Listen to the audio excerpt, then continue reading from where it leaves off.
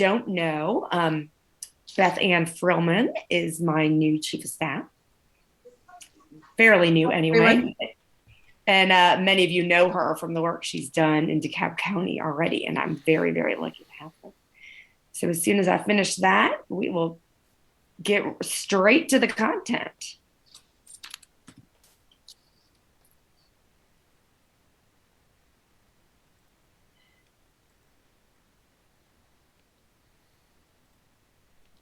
Janet Grant says Beth Ann rocks. I agree.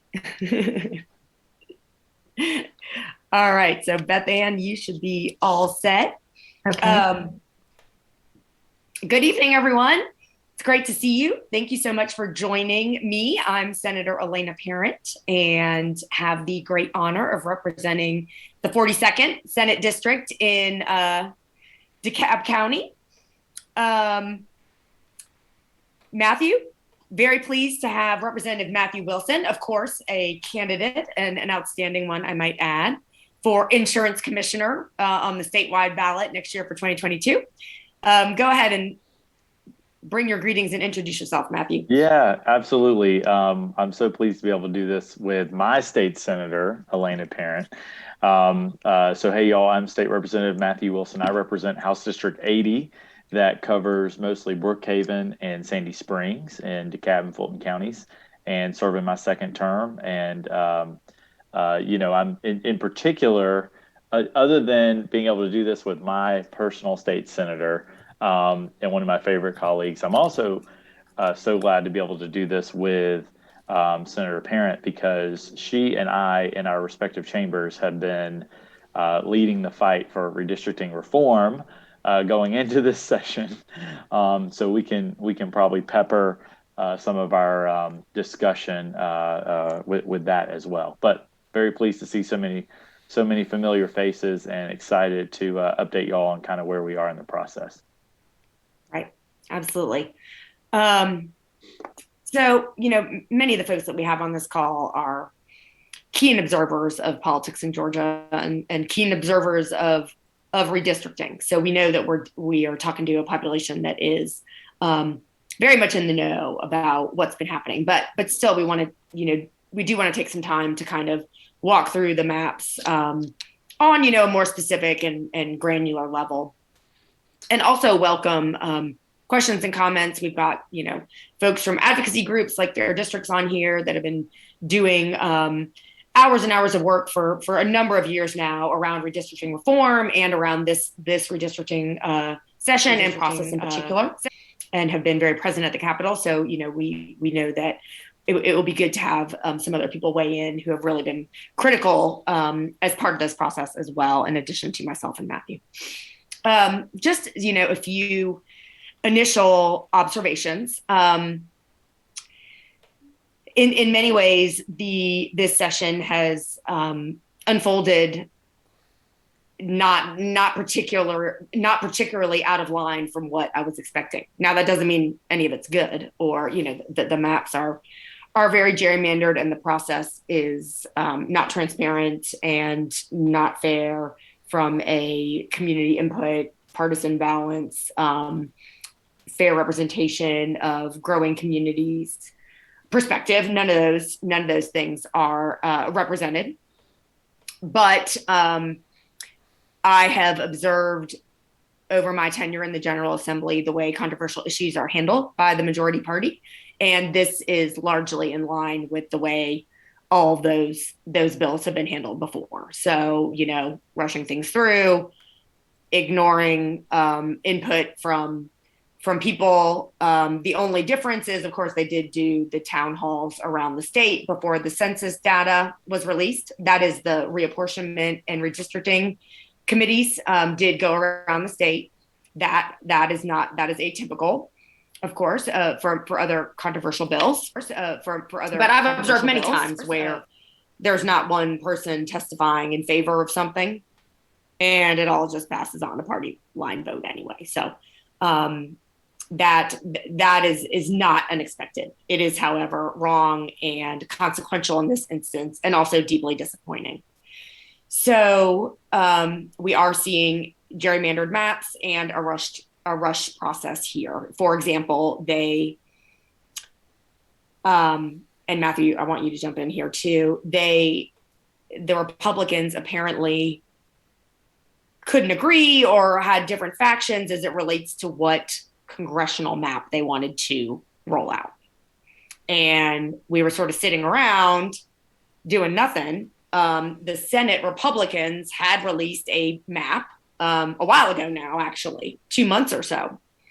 And then the Democratic caucuses in both chambers released a proposed congressional map a while ago now as well, at least 3 to 4 weeks. And nothing out of the House Republicans, and nothing even while we're all sitting in session. Today it drops at 10 a.m. and it's heard in committees 3 hours later. So again, not sort of the type of process that Georgians asked for and demanded. Matthew, did you have any intelligence about what was going on with our Republican colleagues? It's not as though we didn't know that we were going to need to pass a congressional map. The sense that I got in the Senate was that the House Republicans were sort of delaying. Do you think that's the case? Yeah, absolutely. And Elena knows this very well, but this whole process, for the sake of everyone else joining us, has been a dance between the House Republicans and the Senate Republicans, right? Because ultimately they've got the majority in both chambers, and if they can get their caucuses in alignment, then they draw the maps and basically shut the Democrats out of the process completely. So, this redistricting session that we are in right now, we are passing, just to be clear, 3 sets of maps: the state House districts, the state Senate districts, and the congressional districts for the U.S. House. All the other district lines for municipal races, all that will be done in January in the regular session. Right now, we're just focusing on 3 maps. The state House and the state Senate maps, the tactic that they took basically was, okay, the state Senate Republicans will draw the Senate district maps, and the House Republicans will just rubber stamp it and say, okay, fine.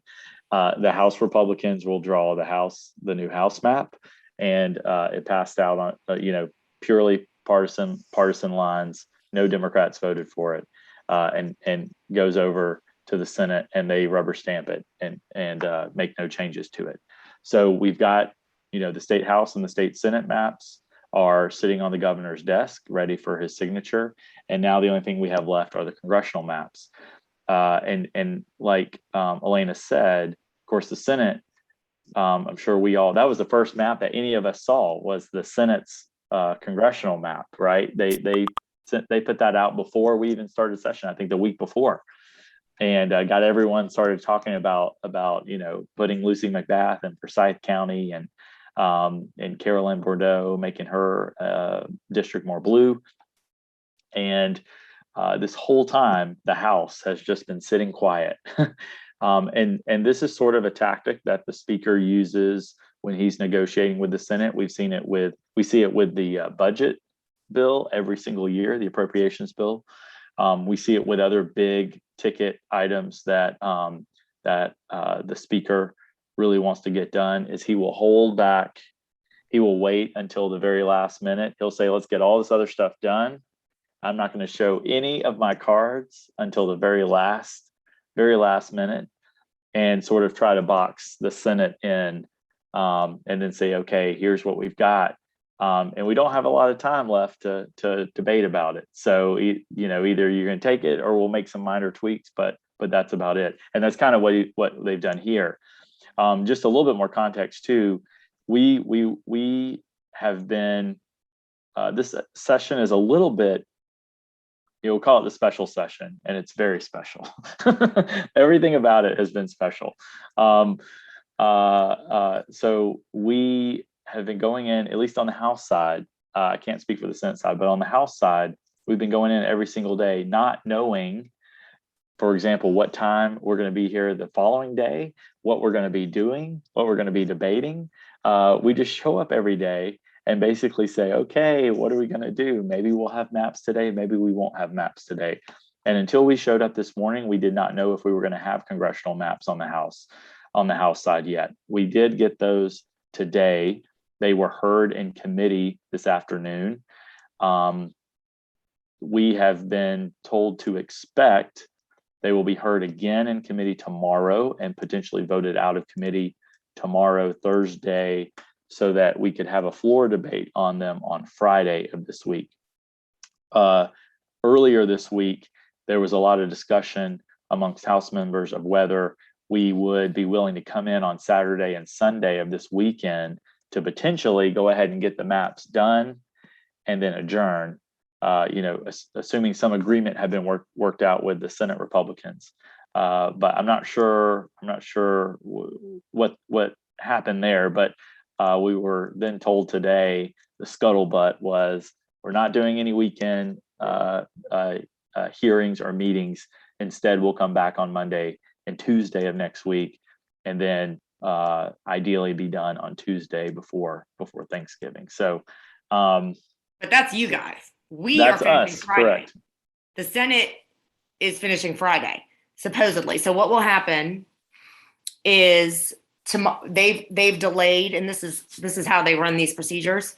So I think to sort of get around or try to temper criticism that they're completely rushing the congressional map that was introduced at 10 a.m. today, there is a second redistricting committee hearing of the Senate tomorrow morning. The state Senate will not go into session until 2 p.m. That way, the map will have been voted out before we actually do our session day, which means that the Rules Committee will meet. The Rules Committee always meets after session. So that way the Senate Rules Committee can meet and can vote it out so that the Senate can take it up on Friday morning. And then it will apparently go over to the House for them to take action on next week. Why the speaker dragged it out, to have them in session, you guys in session next week, is kind of interesting. But here's another, piece of why things are done the way they are. The majority leader in the state Senate was irritated that the speaker was kind of holding his cards to the vest and not putting a map out. And he also has a trip to Ireland planned. So that was part of the face-off, is that he wanted to get done and wanted to get out. And, these are the sort of back and forth and kind of games that we're having. So we'll see if any of that holds. But apparently the state house will have to be in Thanksgiving week to do work that obviously should have been done and shared with the public a long time ago.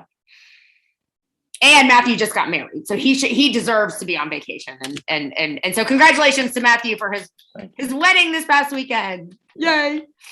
Yes, thank you all. Yes, we got married. Robert and I were married on Friday evening, and had originally, when we set this date in February, we're competing with the backlog of COVID weddings, and this was the only date we had for the venue this year. So we took it, we grabbed it, and we said, maybe we'll be done with special session by November 12th, and be able to go on a honeymoon. And turns out we're smack dab in the middle of it. So we made the most of it. Spent the weekend in North Georgia, but we're back here. So I'm happy to hear that some people want to go to Ireland.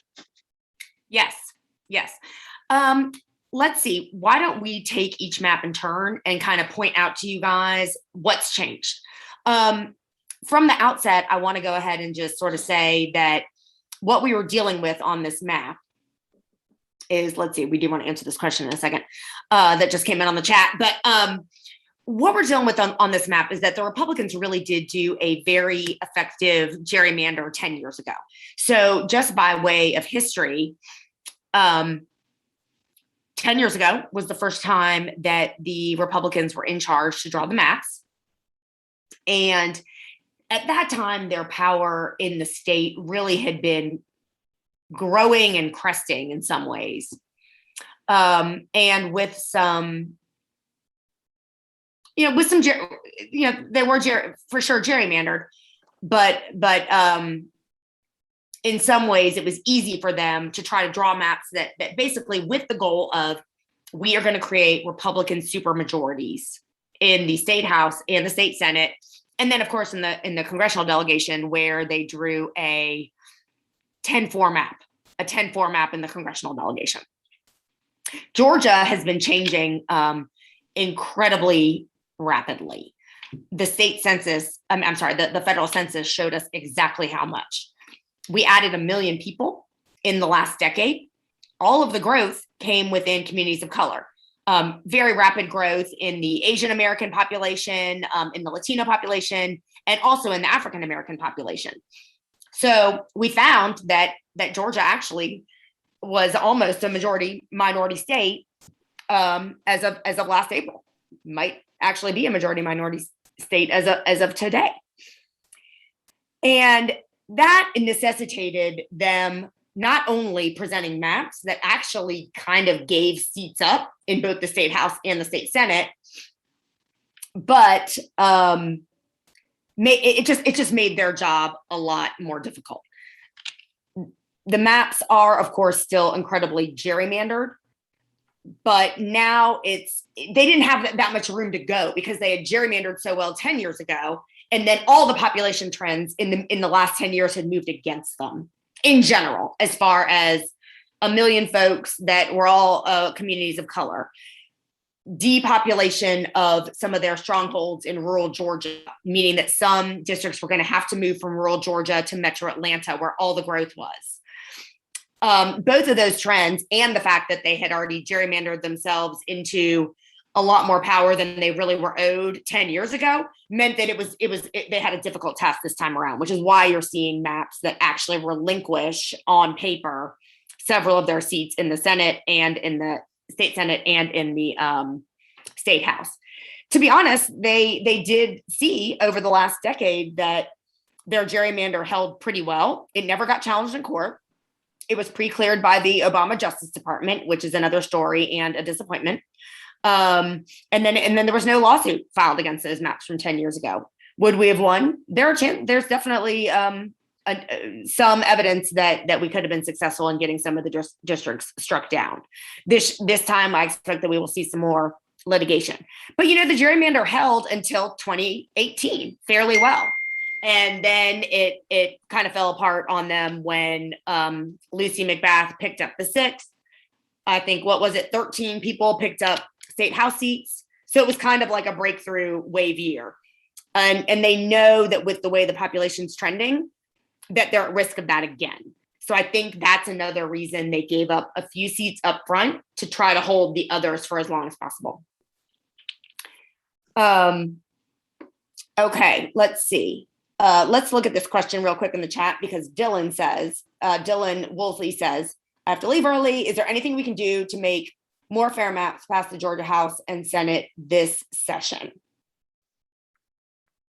Well, we have been trying to have folks submit comments on the portal because and the point is all of this is relevant for litigation. Mm-hmm. To Dylan's question, I don't think that they are going to change their votes right now. On the other hand, they first of all, let me say they could have theoretically rolled out more extreme maps. It wouldn't have been easy. They would have looked really ugly, but they could on the congressional map have drawn it in a way to try to get back to a 10-4 delegation. They could have done that and they didn't. So in a way, I would say that they've made some nods, however slight, to the changing hue as far as demographics of Georgia and political preferences of Georgia. So there has been impact already, but we have been trying to get folks to show up and testify at the hearings and to submit comments on the portal. And Beth Ann, maybe you can drop the link in the chat because all of this is relevant for the record for lawsuits that will be filed. And there may be ways for the public to participate as the process continues and as lawsuits come to be. What do you think, Matthew? What would you like to add to that? Yeah, I think that's the best response. We're just in the first phase of this redistricting process. I mean, you really got to think about it as a multi-phase process, and the legislative part is only one piece. This is going to go, and regardless, if Democrats were in control, it'd be the same thing. It's going to go from the legislature, from the legislative process, and once the governor signs the maps into law, they'll be immediately litigated and go into the courts. And then, I expect that we'll hear back from the courts relatively soon, or I should say, relatively quickly, about the districts, because of course, all of this is will determine the 2022 cycle. Remember, and you may be thinking, well, the elections aren't until next November, the primaries aren't until next May. That's true, but the other date that you got to keep in mind is that qualifying for the ballots, in order for candidates to qualify for races, they have to establish residency in the district, which means you got to know what district lines are, and that occurs in the middle of March every year. So by March, county registrars have to know what the district lines are for these various races, so that they can qualify candidates to be put on the ballot, be placed on the ballot. So that's a pretty short time window, but we'll see this play out in the courts. One thing that also another very helpful link that I'm going to put in the chat here. Fair Districts has been a great resource through this whole, Fair Districts Georgia has been a great resource through this whole redistricting process. And I would encourage all of you who are interested in looking at the maps and looking at the impact of the changing lines is to visit their interactive maps on the Fair Districts website. And I put the link in the chat here, but if you just go to Fair Districts GA, I want to make sure I'm going to tell you the right one, but fairdistrictsga.org. Then you can click, they'll have a link there for their interactive maps, and you can pull up what the current maps are for the state house, the state senate, and Congress. And you can look, when you look at a district, you can click on it and it will show you what the current voting age population is of minority, for example, or African American or Hispanic. And you can look at what the party lean is based on how people voted in that district for the Senate races. And then you can pull up the new maps and see how those numbers changed. And as we walk through the maps for state Senate, state house, and Congress, that's one way that we will kind of score these, is looking at how the demographics changed and how the Republican Party are using those demographics to determine whether districts are going to be more favorable to Democrats or more favorable to Republicans, and where incumbents were drawn. And thank you, Janet, for putting that comment in the chat. The Fair Districts website and the interactive map on the website was updated with today's congressional map that was released this morning. And I was just looking at it in preparation for the call. So thank you, Janet, and your team, for all your great work and your partnership with Princeton University. Yes, absolutely. I second that.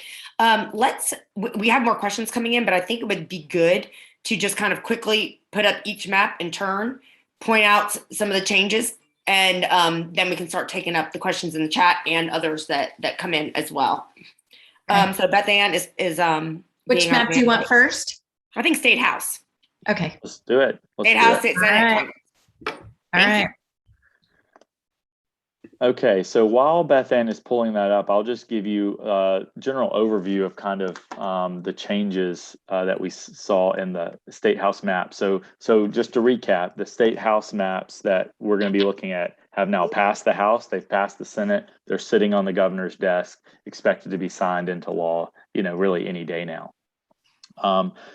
General overview, 35,000 feet. Okay, so we've got pop quiz. How many state house districts are there? If you said 180, give yourself a pat on the back. There's 180 state house members, 180 different districts. The current composition of the state house is 103 Republicans and 77 Democrats. The Republicans have 103. They only need 91 to have a majority. So they've got a fairly comfortable majority right now, close to about 60%. But if my math is right, I'll tell you that one thing that we saw from these maps is that the speaker, and he was sort of leading the effort here, but the speaker and his caucus, the strategy that they took is they basically had two different paths that they could take. One was, okay, let's try to make as many Republican districts as we can, right? Which means, we're as for the existing Republican districts, we're gonna take some of their Republicans and put them into the Democratic districts to make every district more Republican, right? They did not go that route. Instead, what they did was they gave up basically 6 or 7 different districts and said, we're going to make these more Democratic and take the Republicans from those districts and put them into the existing Republican seats. So basically what that does is ensure about a 96 or 97 seat Republican majority. So they basically gave up 6 or 7 districts for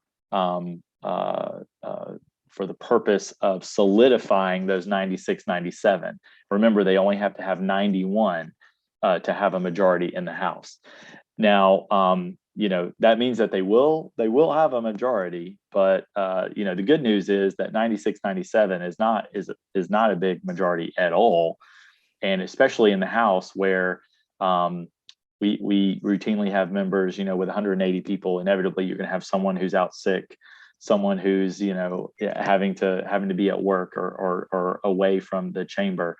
So when you get down to a majority that is that slim, every single person counts, and that's where the minority party can really impact some changes. So, Beth Ann, I don't know if you're able to pull up the one that has where you can see the metro districts, and in particular, Is this what I have up there? I think that's what I'm sharing. Is there a different? No, this one is a statewide one. Yep.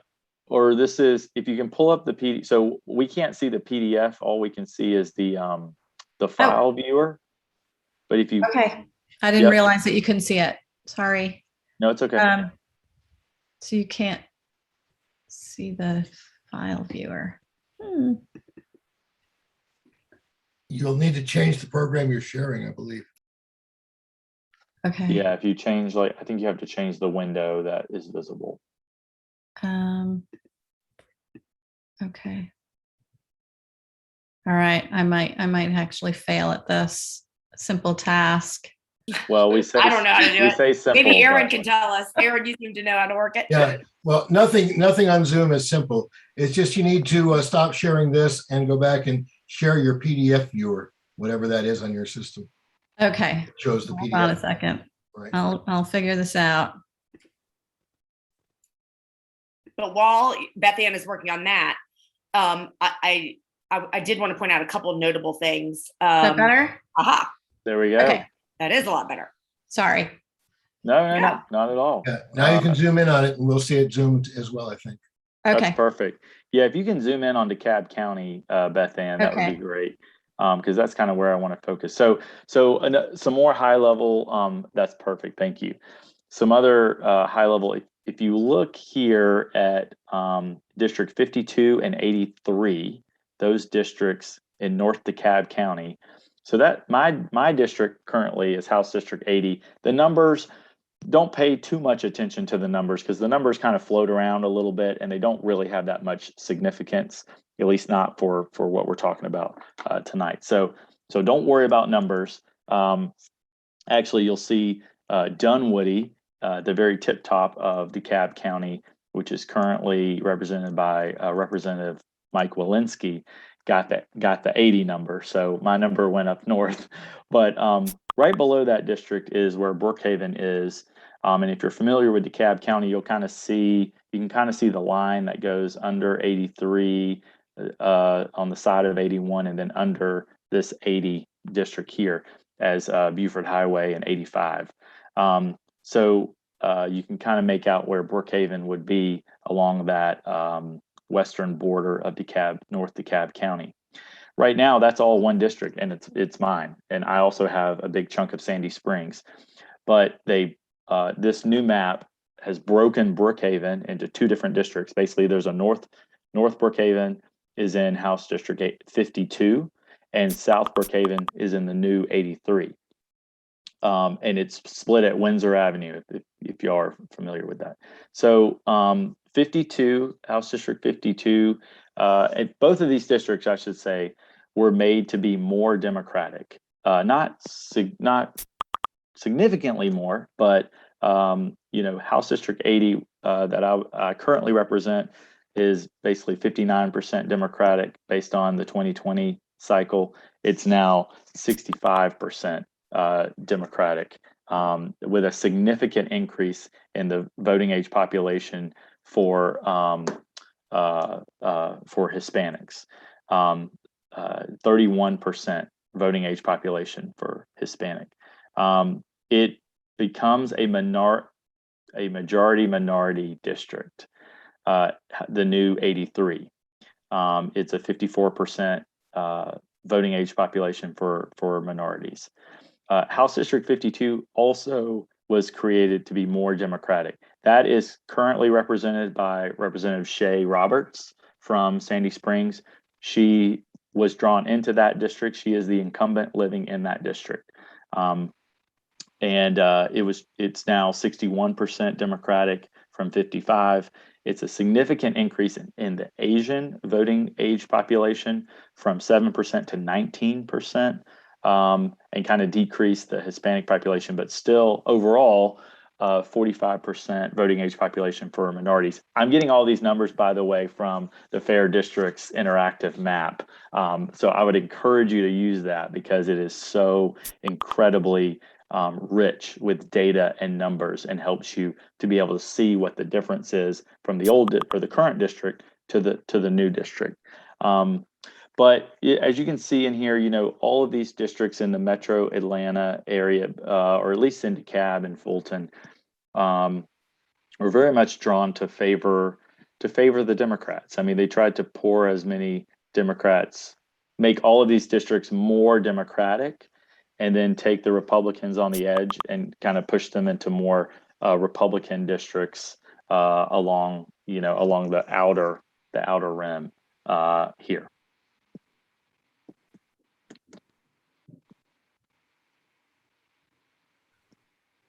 All right, should I stop sharing and move on? Elena, what else? The two things I wanted to mention maps about the House map were, and you may have mentioned this earlier, Matthew, that this map actually got 2 or 3 Republicans to vote no with the Democrats. Yes. Yeah, and there was a significant strain of unrest around this sort of very conservative gentleman in Coweta County.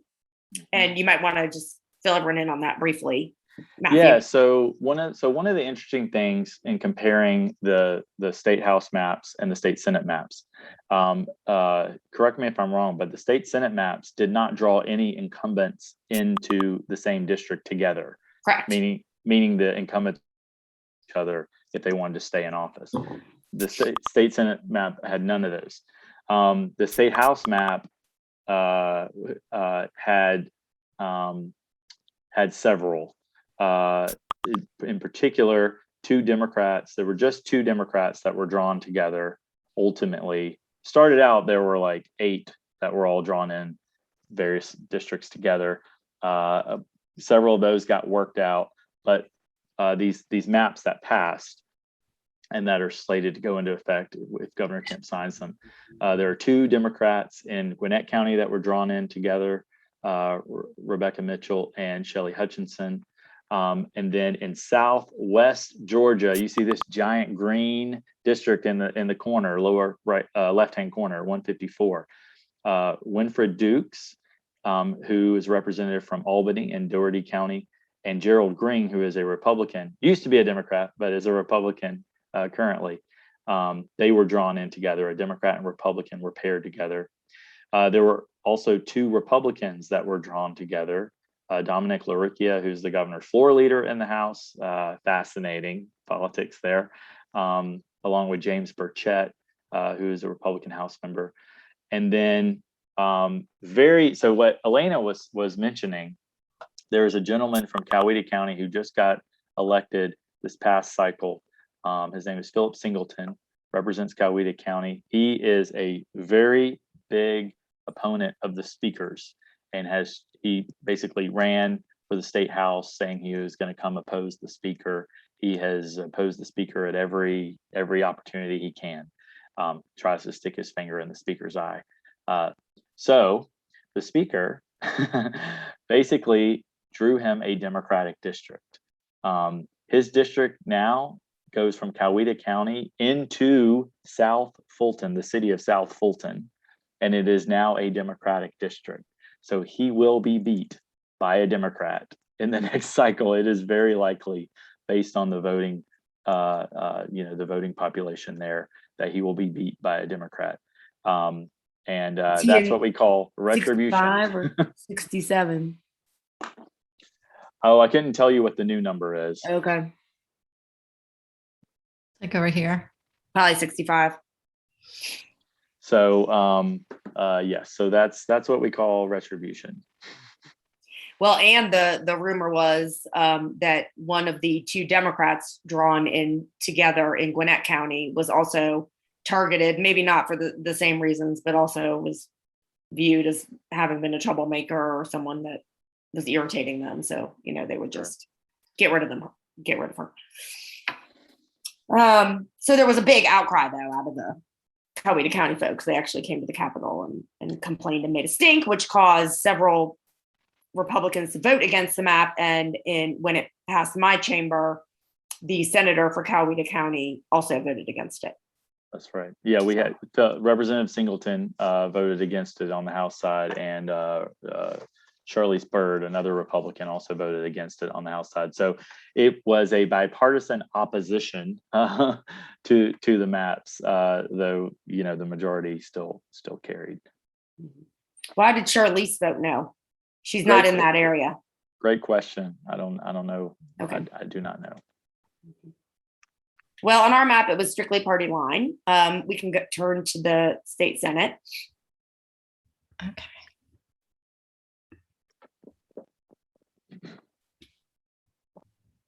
Give me 1 second here. I'll do this right this time, hopefully. The other thing too, I will say that the Fair Districts interactive map does, which the maps that are posted on the House and Senate website do not do, is show streets. So it is much easier to see. You can kind of pick out where you live and see where you will be, which new district you'll be in. So here I can describe some of the big changes to the state Senate.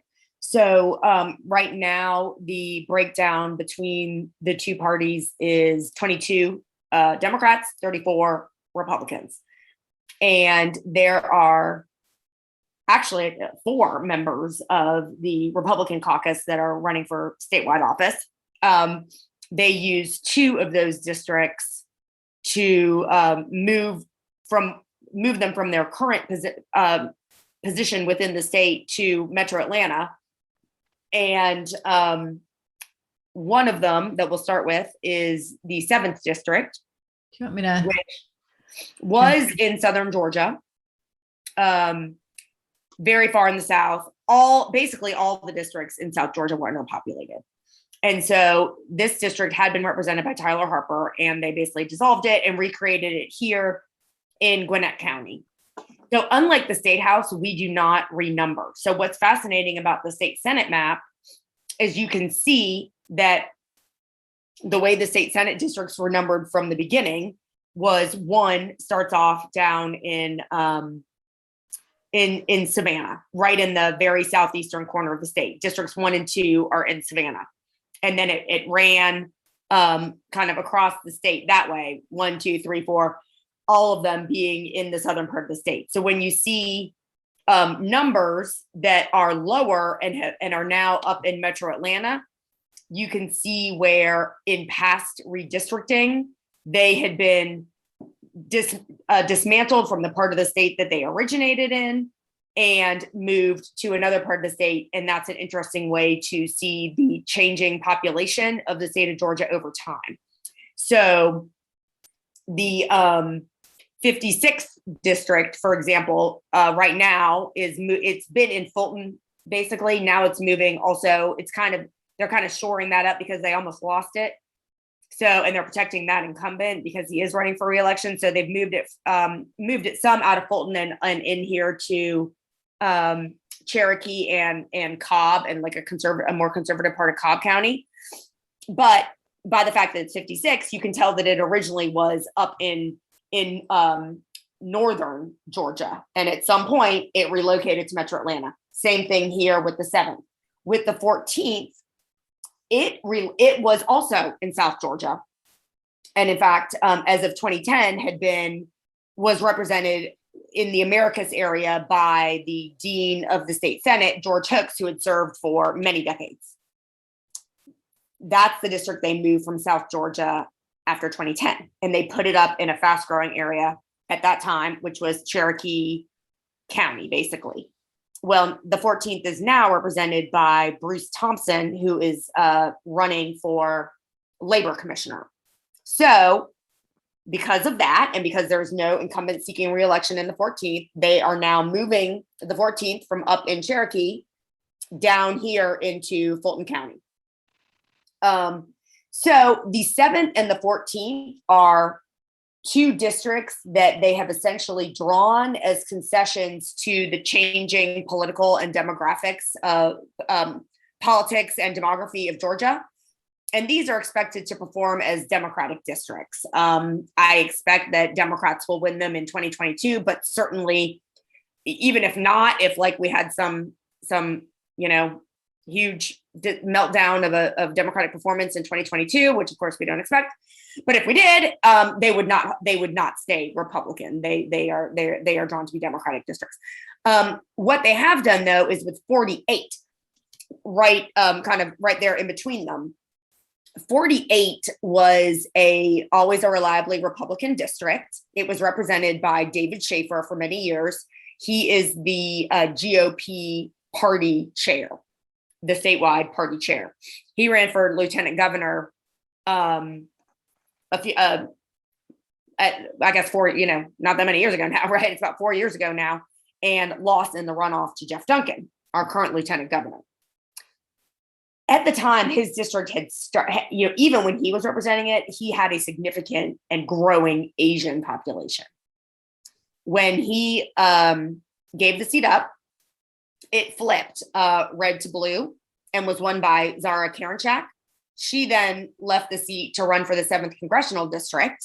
And Michelle Au, our current member, who is a Chinese American anesthesiologist, won the district. There are 2 significant areas of gerrymandering that I want to point out on the Senate map. One is 48. So I think there are 3 reasons why the 48th and Michelle Au, who is amazing, freshman senator, a member of my caucus, was targeted. They here and the 3 reasons are: number 1, she is in an area where gerrymandering can happen. The other seat that the Senate caucus picked up last cycle was 9. You can see it there in kind of mid to South Gwinnett, and you can see where it's sandwiched by 5, District 5 and the district immediately to its south. Those are already Democratic seats, where 55 is Leader Butler. So 48 is on the edge of these more conservative districts, meaning that gerrymandering in that area is a little bit easier to do than if you're surrounded by all Democrats. Number 2, I think that the fact that it had been David Schaefer's seat is a matter of concern to the Senate Republicans. there is a protege of Mr. Schaefer's who ran against both Zara Karenchak and Michelle Au and was defeated, obviously, by both of them. And he has been teeing up to run again.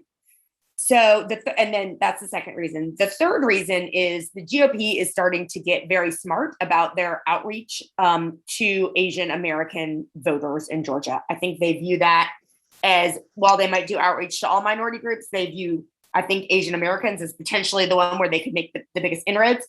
And they opened up an Asian American GOP outpost or something, or a GOP outpost in this area, specifically to do outreach to Asian Americans. So having Michelle as this super brilliant Asian woman doctor in the Democratic caucus doesn't really help their message when they're trying to do outreach to Republicans. So now what's interesting, though, is this district, while it is much more difficult for Michelle, and they really dropped the minority population of that district down. Before it was, I think about 37% white, and now it's only 47% minority.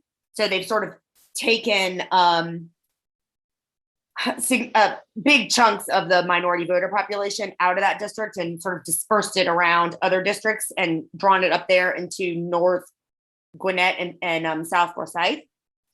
It actually was a like 51.6 Trump district. So it is not like overwhelmingly conservative. It's been getting rated competitive. Lean are competitive by various groups that are running the numbers. So the good news is it's a competitive district. You know, competitive districts are a good thing. Of course, it is still a seat that they will intend to put back in their column. The last district that I want to focus on, if you'll slide south, Beth Ann, is the 17th. And we might need to, so here it is, but we might need to pull up the big well, map. That's good enough. I mean, part of it is cut off, but that's fine. So the 17th right now is a lot more compact. It is, has been Henry County based. It had some of Newton County. And it has been a part of the state where there has been a rapidly growing African-American population. And it is another seat that they barely held on to in the 2020 election. So their candidate, Senator Brian Strickland, won by less than 2,000 votes. And apparently he did not intend to give his seat up. He intends to run for re-election, and he also did not intend to move. So the result is what you see here, this very oddly shaped district that's clearly totally gerrymandered, and that is to hang on to the 17th and to protect Senator Strickland. In our map, we drew a new majority minority district in that part of the state because the African-American population had become so concentrated there that we have, we believe we have a good argument under the Voting Rights Act that a new majority minority district may even be required to have been drawn there, as our proposed map does. So that will be interesting to watch in litigation, and you can clearly see that this district is fairly ugly and a pretty clear gerrymander. So let's move on to congressional, and then we can start going through questions that are in Elena, the chat. I'll say. Oh yeah. Sorry, jump in. No, it's okay. About the Senate maps here, and Beth Ann, if you'll scroll back up just a little bit. This week there was some news from the House about the Senate maps. We do have two current state House members who have already announced for these two open seats, the new 14 and the new 7. Representative Josh McLaurin, who represents Sandy Springs right now in the House, has announced his intention to run for the Senate District 14, and Representative Beth Moore in Gwinnett County has announced her intention to run for the Senate District 7 that you see here. So I'm sure other people will, we'll hear more about who's running for what districts, but wanted to share that news. Yes. I will get the congressional ones now.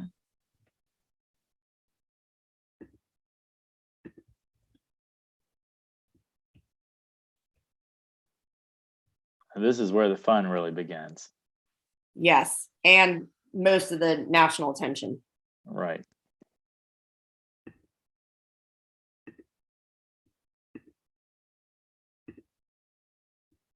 All right, you can see that? Yep. Yes. Great. Matthew, you want to kick this off? Yeah. So, I'll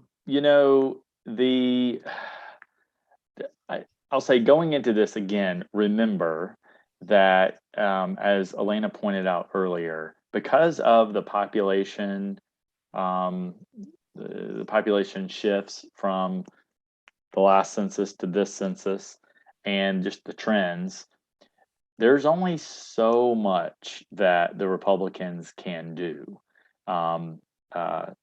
With these congressional maps, also, you have the added protection of the Voting Rights Act, or what's left of the Voting Rights Act, to at least provide some semblance of protection to some of the minority districts.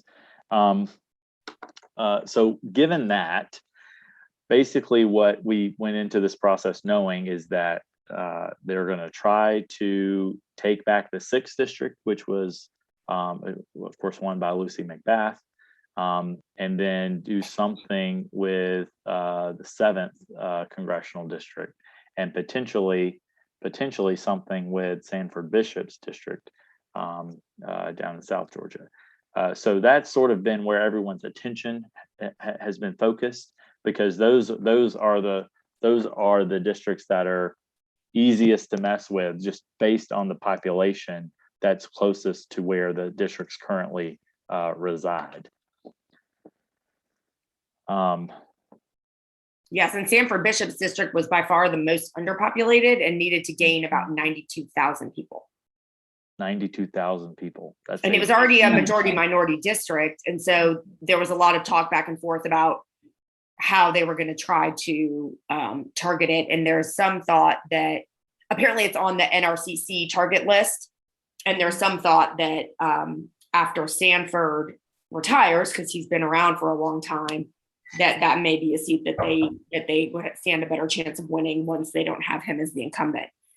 So they did maintain it as a majority minority district, but I think the voting age population is actually under 50% minority.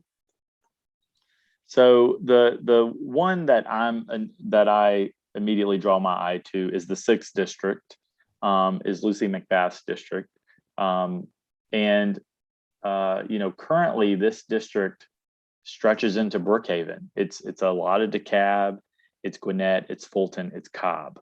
That's what the current 6th district looks like. It basically is that northern kind of arc around Atlanta, North Atlanta.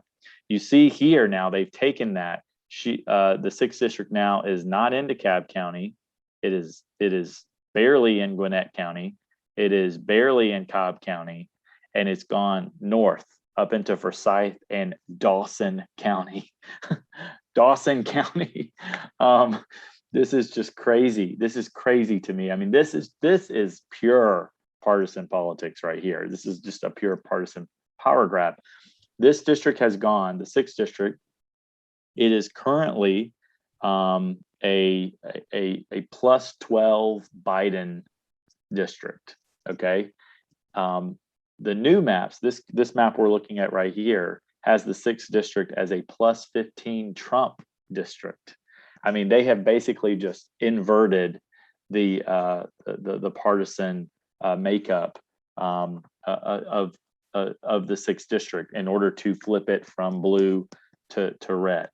And you look here, this stretches all the way at the very tip top from Dawson County, all of Dawson County, down into North Fulton, down into Sandy Springs, and part of Sandy Springs that I currently represent. My constituents who live in this part of Sandy Springs do not share a community of interest with Dawson County. I mean, it is very different part of the state. But this is clearly drawn to take it away from Democrats and give it to Republicans. Yes, and actually, I noticed that on the Metro Atlanta map, it cuts it off.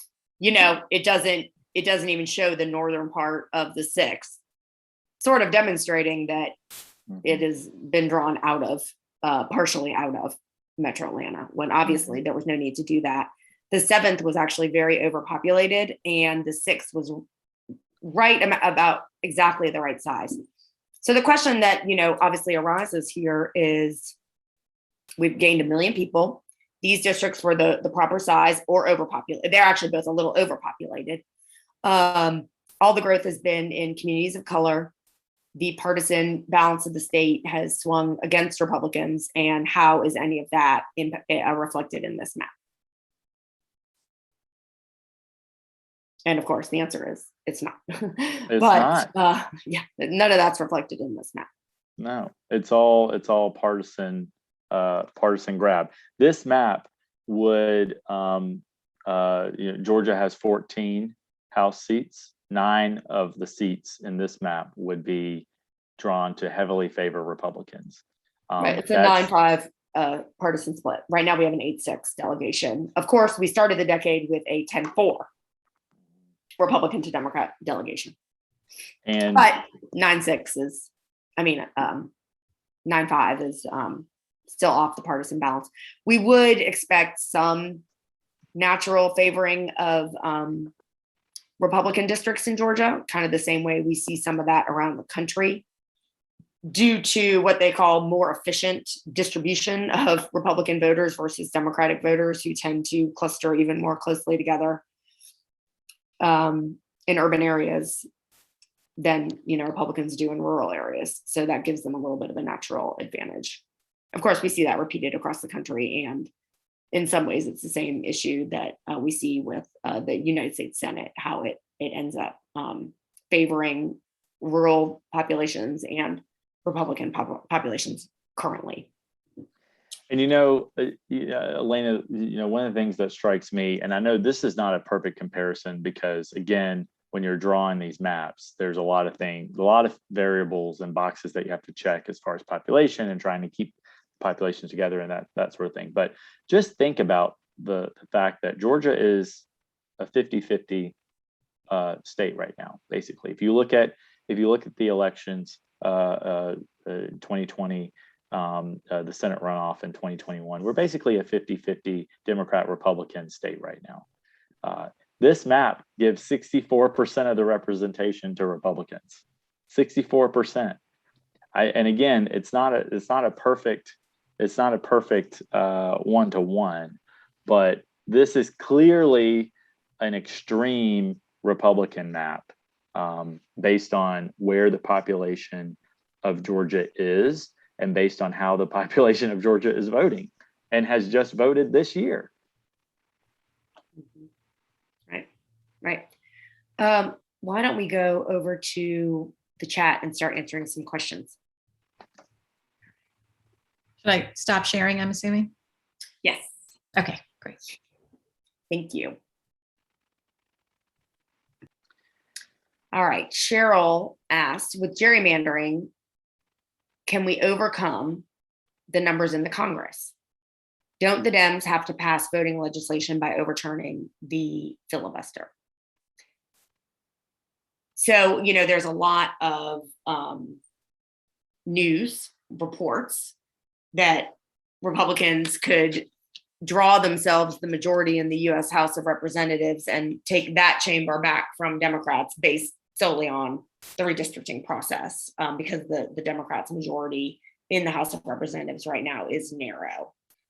And Republicans control the redistricting process as far as having a trifecta House, Senate, governor's mansion in a lot more states than Democrats do. So when you've got the trifecta and there's no reforms that, for example, Representative Wilson and I have proposed about having an independent commission or some other body draw maps, you see this type of gerrymandering. And yes, what we are seeing out of Texas, out of North Carolina, here in Georgia, we are seeing that it probably is possible, all other things being equal, for the Republican Party to draw itself a majority in the U.S. House. And the only way to pass some of the voting rights legislation that's been proposed in Congress, both the For the People Act and the John Lewis Voting Rights Act, would be probably, it seems, some reform at a minimum of the filibuster. Those conversations are obviously still continuing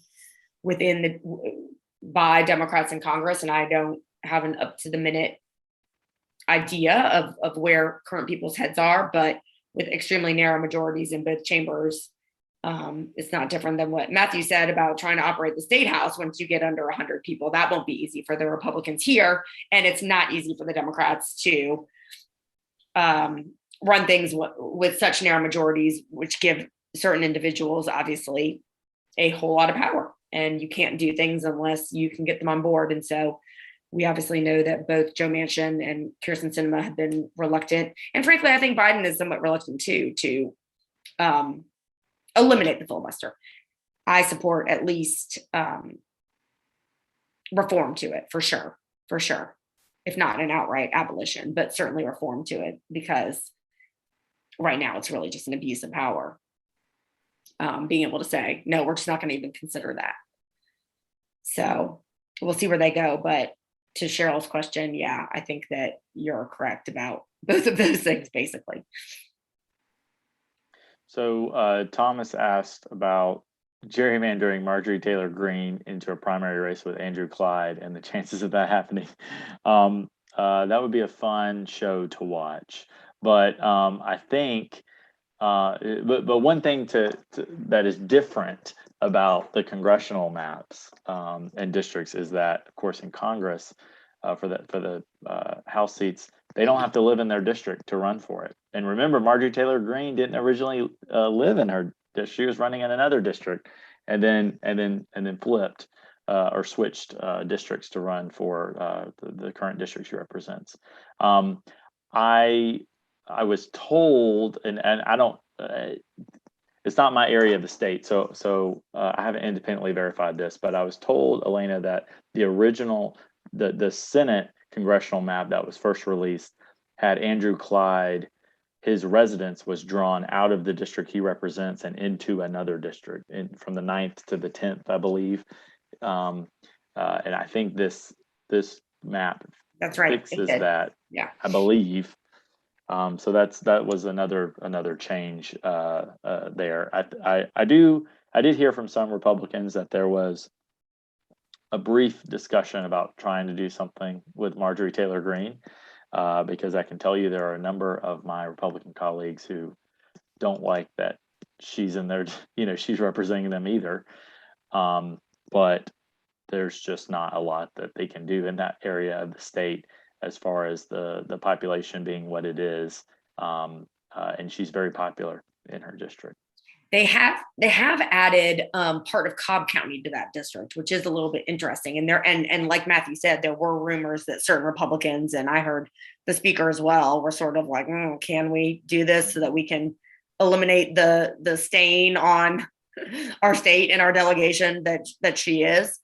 But I think Matthew's right that even though they have put this little bit of Cobb into that district, it doesn't look to me like one that will fail to elect her.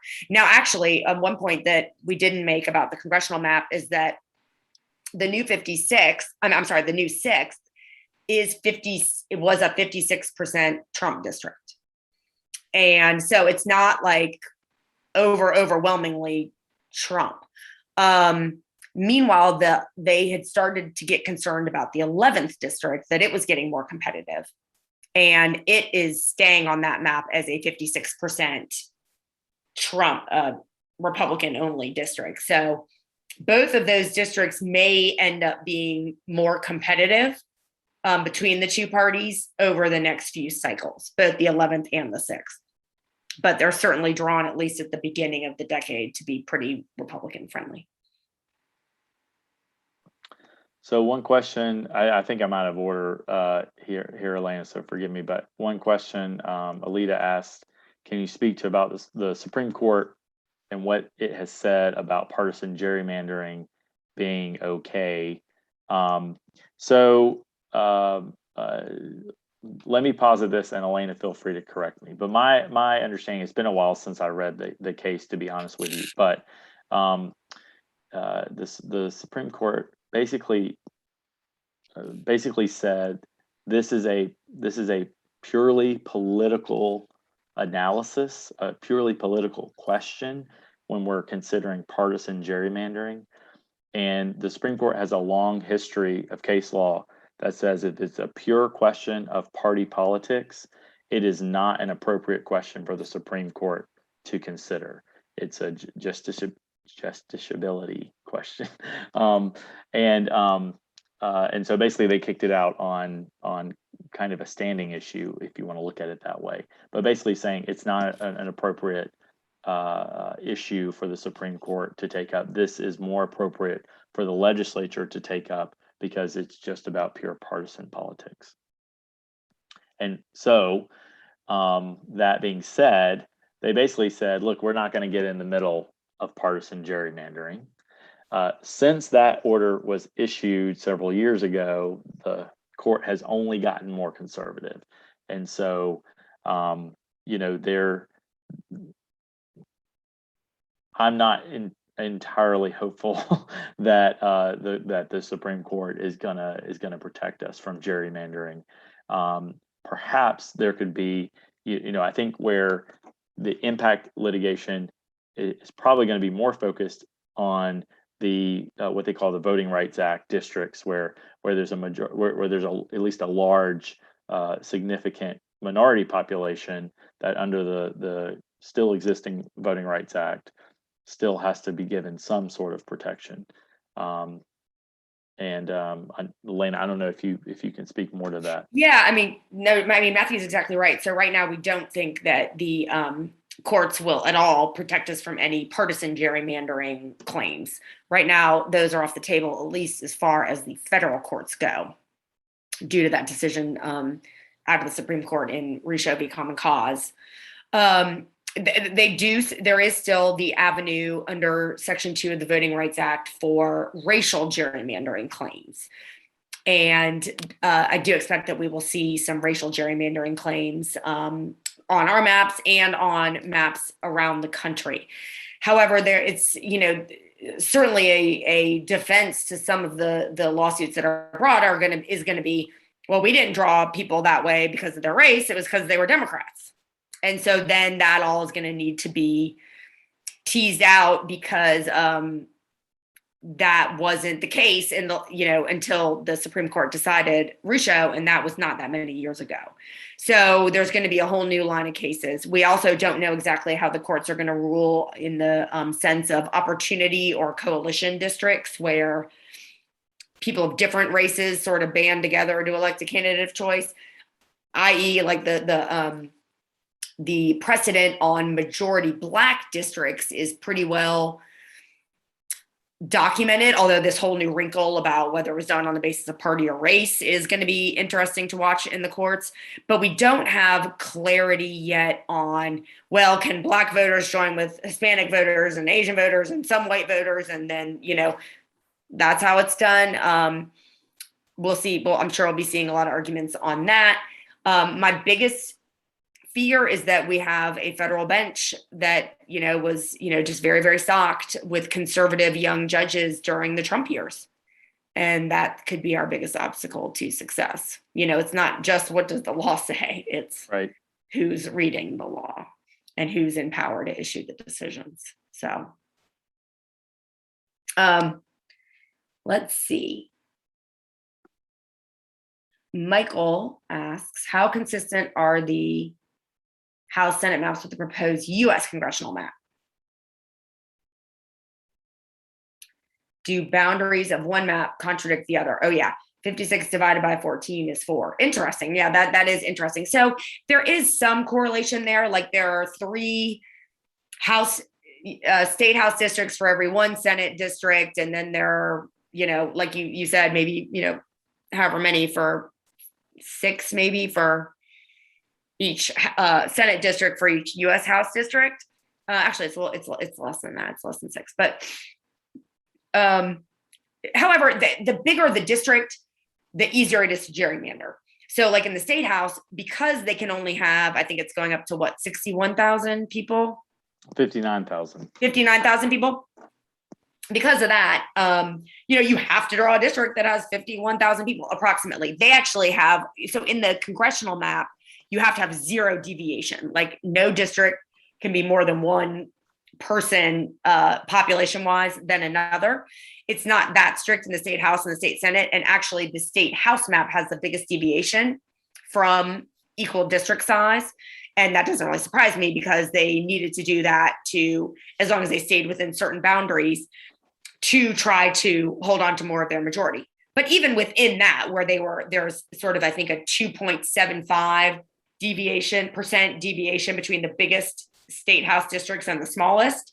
You still can't, draw these huge districts where you can go all over the state to pick up populations. You have to make them relatively small.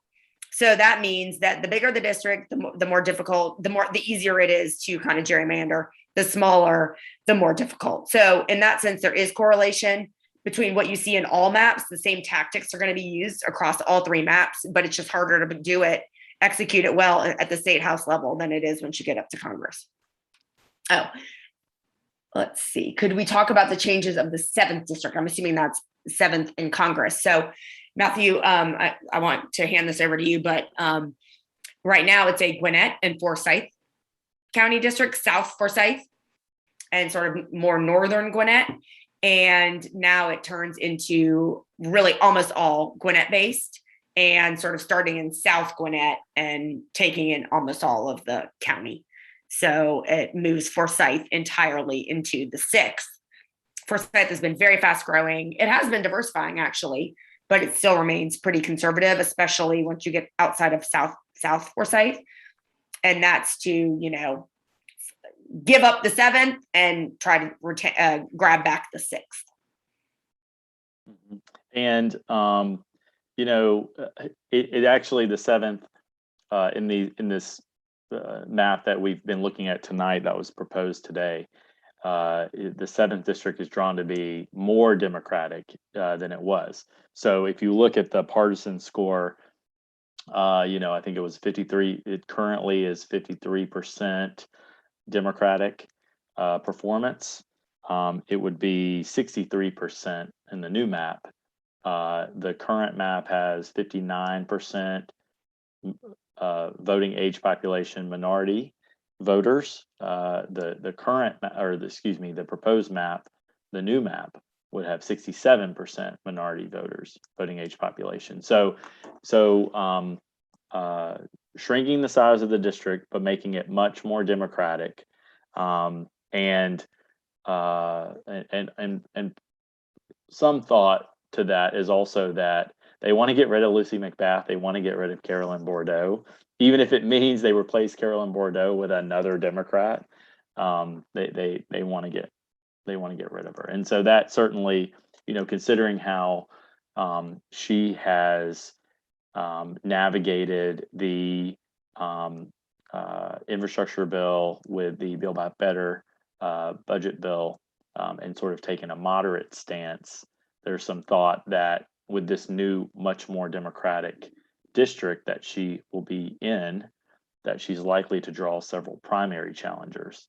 So we'll see how that turns out. But Elena's right. They've given up on the 7th district, and they say, okay, if it's going to be Democratic, we're going to try to make it as Democratic as possible and pack as many Democrats into that district as possible, so that the 6th district, which is nearby, can take advantage of more Republicans. Right. Valerie asked, what is racially polarized voting? That is when people of different races, you can run like specific analyses on this. And you can look at all different kinds of elections, school board, city councils, all the way up to, U.S. Senate governors. And if you see that the preferred candidate of people of different races is different, then if for example, what then sort of necessitates or requires the creation of a majority minority district so that minorities have any sort of opportunity to elect the candidate of their choice, because if they were subsumed in as a minority population in every single district, and there's racially polarized voting, they would never win. Their candidate of choice would never win. And in some instances, this can be a partisan thing. In some instances, it's not a partisan thing. It might be that people voting within the same primaries just sort of are tending to prefer different candidates. And it breaks down along racial lines. So that analysis is required to kind of figure out what the Voting Rights Act requires for redistricting in a particular state. And in Georgia, we have racially polarized voting in a lot of parts of the state. It's not always as racially polarized when you get into certain parts of Metro Atlanta, for example. But some of the parts of the state, it's quite racially polarized, where basically the white people are Republicans and the Black folks are Democrats.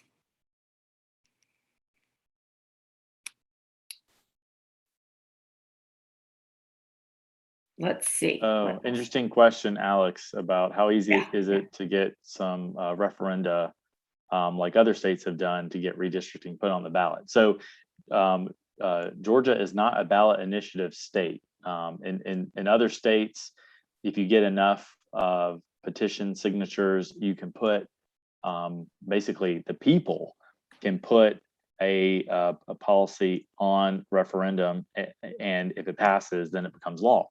Georgia does not. It is actually in the Constitution, does not allow that.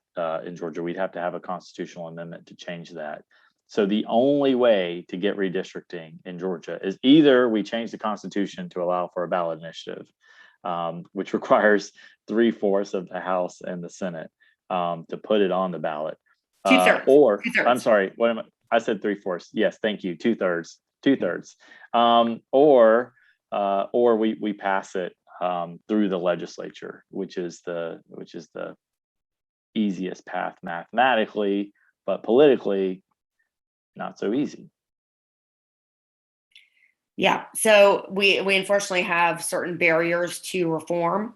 I, for one, was very excited and am very excited that there are some reforms to redistricting that would cut back on or constrict gerrymandering contained in the For the People Act, the Voting Rights Act, that is pending before Congress. And it got changed from what passed the House. I think Joe Manchin didn't necessarily want to require independent commissions of every state, but I think what they had settled on was putting in standards that would provide guideposts about what is acceptable and what is not, and provide the ability to sue after the fact. And one of those things was forbidding partisan gerrymandering. So that would still be a significant reform were it to be enacted into law, which then, of course, gets us to the filibuster conversation. So we're certainly calling these maps out for what they are while we have the opportunity to do that in the special session. But we also recognize that our ability to influence the maps is extremely limited, and we are trying as much as we can to ask everyone to put pressure on Congress to do something, help us out here, because we've got to have fundamental changes in federal law to have protections against this. Otherwise, especially in states like this where the Republicans know that the makeup of the state population now does not support a 60% Republican state. It is at best 50-50 state. And honestly, I think we know that those numbers are slightly outdated from the census, and so we're really a blue state at this point.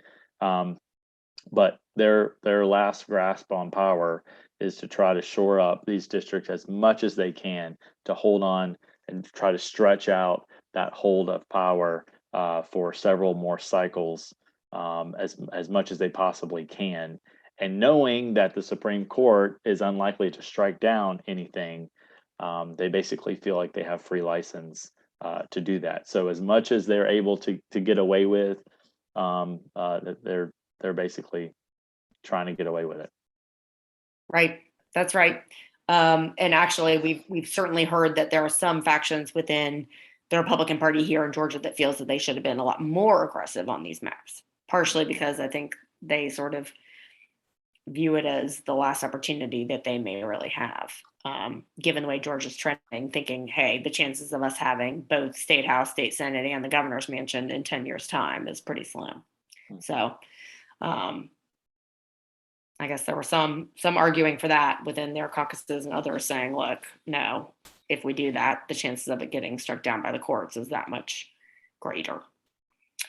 So we'll see. Any final questions? We're almost up on our ending time. Thank you, Aaron. Thank you. Yes, all of you for, yes. Okay. Janet, why don't we unmute you? You and Fair Districts have done enough work that if there are a few announcements you want to make, or even add a little comments, we've used your work during this session. So I would, for one, would certainly we don't normally do this, but hey, as a sort of big thank you, please enlighten everyone with a few words. Thank you so much, Senator Parent. I really appreciate it. As I just put in the chat, we put out an alert to all of folks on our Fair Districts mailing list tonight to please show up tomorrow. The last two hearings probably on the congressional maps are tomorrow, 9:30 for the Senate in the Capitol in room 450. And at noon over in the club, I forget what that all stands for, but anyway, the office building across the street from the Capitol for the House Committee meeting is at noon tomorrow. You can show up and just be there. Having a force of people is helpful. It would be great if you're interested in making a few comments. The hearing today was limited to, I think, 3 minutes. So it's not a long speech to get up there and make and register your concerns about the map. And then as we, I think was in the chat earlier, Beth Ann put in the chat earlier, if you can't come down to the Capitol, please put in your comments to that portal. It's only 1,000 character limit, so it's like 4 tweets. Getting that on the record, I think, is really important for, there to be a chance for, potential litigation in the future as well. And thank you to Senator Parent and to Representative Wilson for all their championship in terms of trying to get fair maps in Georgia. Thank you. Absolutely. And, we're not stopping our advocacy for reforming this process. And so many more people are engaged on it, which is what you need. You build a movement over time. So Fair Districts didn't exist 10 years ago, and we're going to keep pushing. Well, wonderful. Very grateful to all of you for joining us this evening. I hope you've learned something. It's not over yet. Please continue to pay attention to this process. I'm going to be.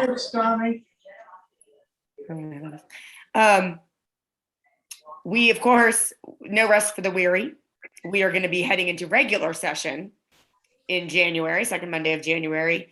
And we know we'll want to do some town halls before that to fill everybody in on what is surely going to be another crazy session. Everyone is teeing up for a whole lot of bad stuff, manufacturing of crises around critical race theory and obscene books in schools. And, you can just look at what sort of worked for them in Virginia and see what we're going to be dealing with. So stay tuned. We'll certainly be keeping all of you posted. And Matthew. Always good to see all of you. Thank you so much for your engagement. And especially showing up in the middle of the week here to hear from us. Always appreciate everything you're doing. Please make your comments if you're able to on the portal. Show up tomorrow if you're able to, and we'll keep you informed. Absolutely. Thank you, all of you, and have a great evening. Thank y'all.